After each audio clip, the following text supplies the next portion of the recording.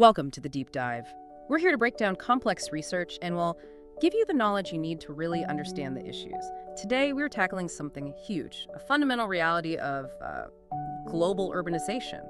We're talking about the incredible challenge of providing safe water in these rapidly growing cities, where the infrastructure just can't keep up with all the people moving in. It's a defining struggle right now, absolutely. I mean, if you look at sub-Saharan Africa, it's pretty stark. About, 39% still lacking access to improved water sources.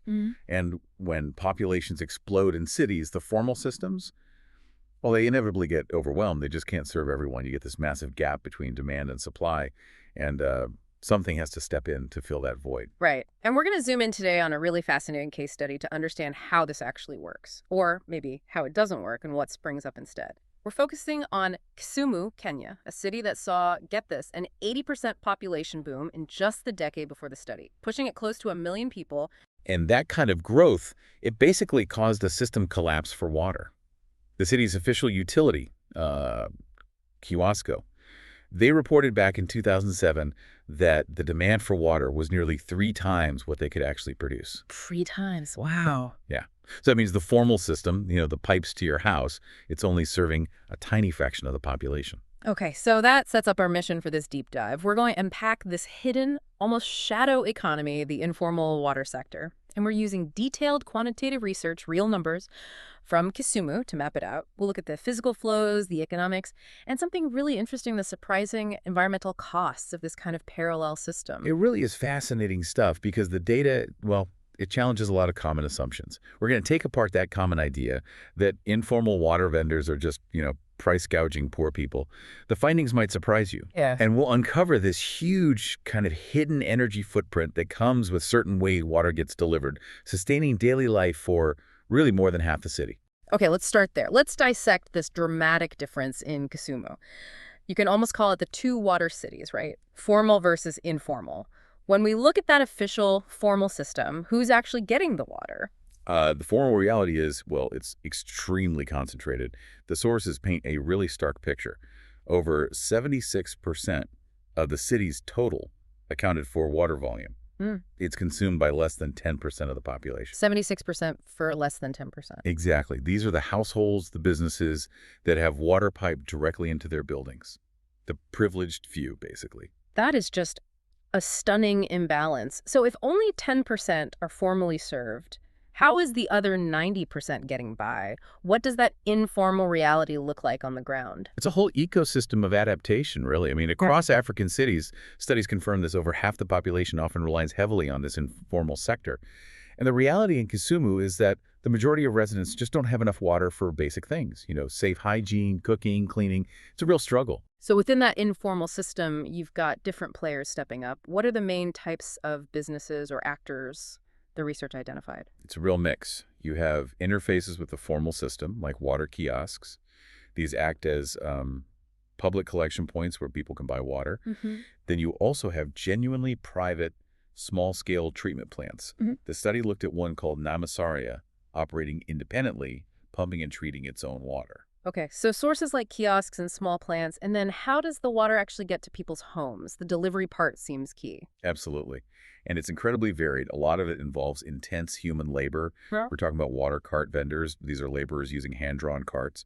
But you also see mechanized options like water trucking companies, and then even more local bottled water sellers, and even people selling water in small plastic baggies. Right, so it's a whole spectrum, from heavy machinery like trucks down to, well, just people pulling carts or carrying bottles. And here's a critical point when you look at the volume of water versus who gets served.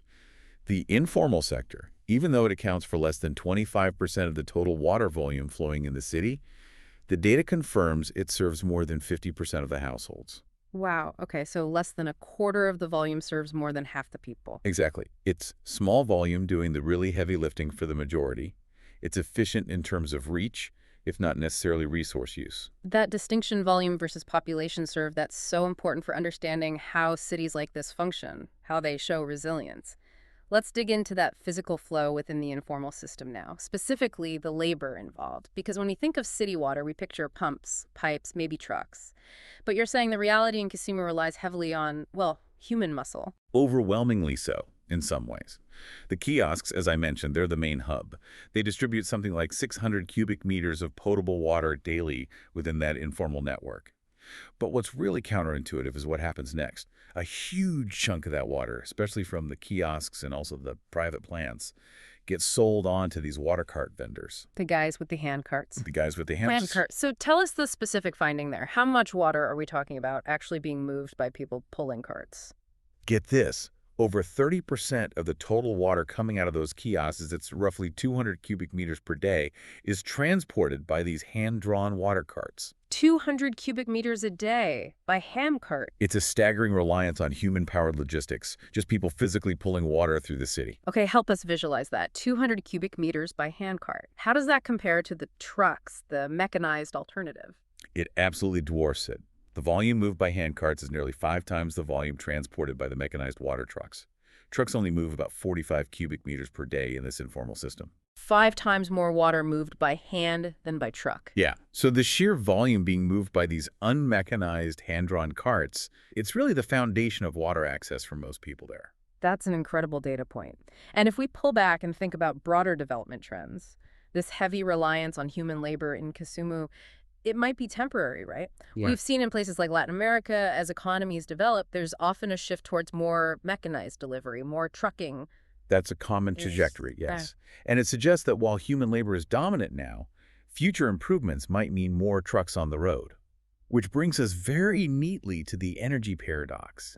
Because when you swap human muscle for diesel engines, well, the environmental cost, the energy cost per liter just goes through the roof. Okay, let's talk about that. The cumulative energy demand, or CED. Yeah. That's basically the total energy needed from pulling water out of the ground or river, treating it, and getting it to someone's house, right? Excluding wastewater. Exactly. That's the system boundary for this analysis. You mentioned earlier that while the formal municipal system uses the most total energy, the informal sector is actually way less efficient when you look at energy per volume of water. How does that work? Right.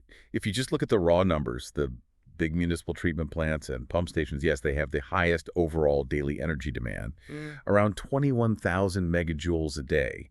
That's simply because they're moving the largest volume of water by far.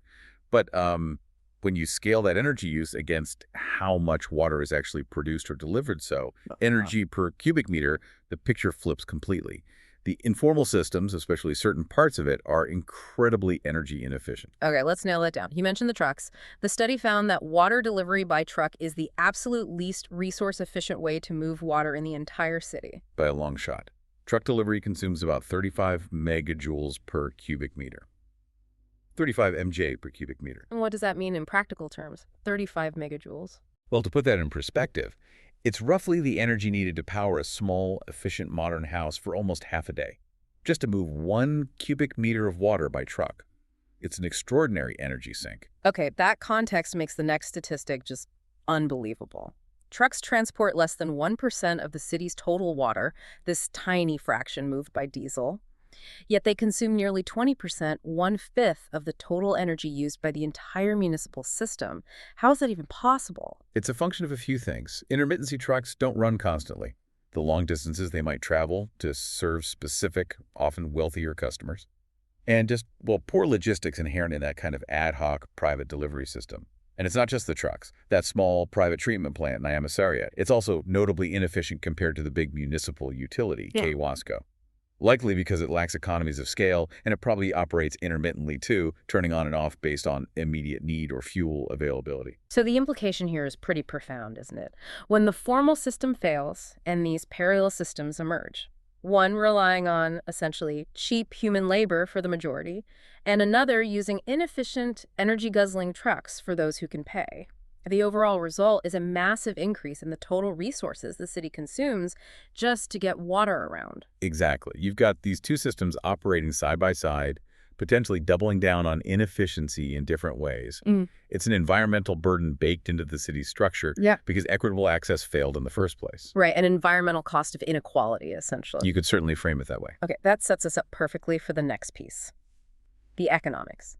We just established that the highly mechanized delivery, the trucking, is resource inefficient, energy intensive, and there's this common assumption, right, that in these high demand, low supply situations, informal vendors must be taking advantage, they must be price gouging. What did the market analysis actually find? This is where the research really flips the script. It completely challenges that conventional wisdom. The study found, quite clearly, no evidence of price gouging. No evidence at all. No statistical evidence supporting that narrative. Now, water prices at the kiosks, they are highly variable. They range wildly from just 1 Kenyan shilling up to 40 shillings for the same 20-liter container, depending on the neighborhood. Okay, huge variability, but not driven by gouging. So if it's not simple scarcity driving up the price where water is needed most, what is driving it? What explains that 1 to 40 shilling range? Well, the data strongly suggests that pricing is not sensitive to demand in the way you might expect. Take the highest demand area, the low-income neighborhood called Manyatta.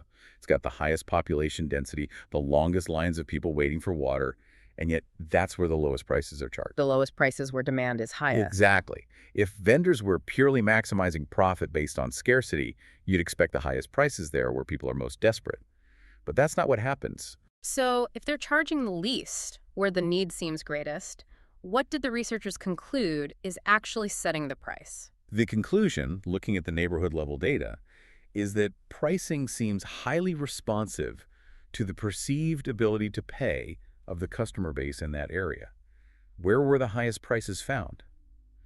In the central market area, serving small businesses who presumably have more cash flow, and in the wealthier southern neighborhoods. Ah, okay. So they're charging more where people or businesses can afford to pay more, rather than just jacking up prices in the poorest areas with the longest queues. That appears to be the mechanism.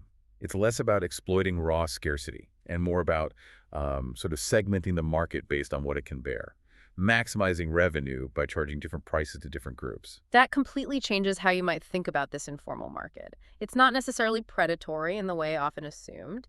Did the source of the water matter for the price? Like, was water from the municipal tap sold at kiosks cheaper than water from a private borehole? Generally, there wasn't a clear, consistent trend across all the different neighborhoods studied. It wasn't straightforward.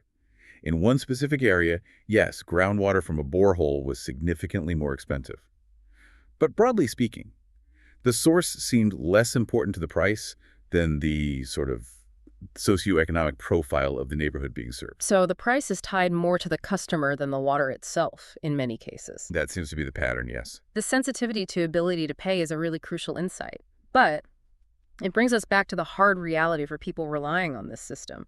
Even if they aren't being aggressively price gouged, the fact remains, right? Households buying water informally use less water per person than people with a tap in their home. Absolutely. That's a critical finding. And that is the ultimate danger here. When per capita consumption drops below certain essential levels, the health risks just skyrocket. If you don't have enough water for basic hygiene, for safe cooking, for drinking, the likelihood of waterborne diseases, things like cholera or typhoid, it just goes way up. So the informal sector, yes, it keeps people alive. It provides essential access. But it often forces them into a quantity restriction that puts their health fundamentally at risk. Okay, so let's try and summarize the key takeaways for the listener from this deep dive into Kisumu's water situation. First off, the informal water sector isn't some fringe activity. It's absolutely essential. It's the engine keeping more than half the population going, filling this massive gap left by the formal utility. Definitely. It meets a critical, unmet need. But, as we saw, that necessity comes with two major costs. First, it's less resource efficient overall, particularly the mechanized parts like trucking, which burn enormous amounts of energy for very small volumes of water delivered. And second, while the pricing might not be simple gouging, it seems sensitive to ability to pay the end result, is still that the majority of residents are forced to use less water daily, potentially falling below levels needed for good health. And that core insight about the pricing really stood out to me, that the cost of water in these informal markets seems to reflect what vendors think consumers can actually afford, more than just a reaction to scarcity. It's like an unintentional social buffer almost, built into a broken system. It's a fascinating dynamic, and it leads to maybe one final provocative thought, building on that energy data we discussed. The study did a brilliant job quantifying the energy used by the machines, the diesel for the trucks, the electricity for the pumps. But it explicitly excluded the energy source that moves 5 times more water than the trucks: human labor. the energy exerted by those cart vendors. If we could somehow quantify that, the sheer human energy expenditure required every single day just to provide basic water access for most of Kisumu, what would the true total cumulative energy demand of that city look like? And what would that tell us about the real hidden human cost of system failure? Something for you to think about.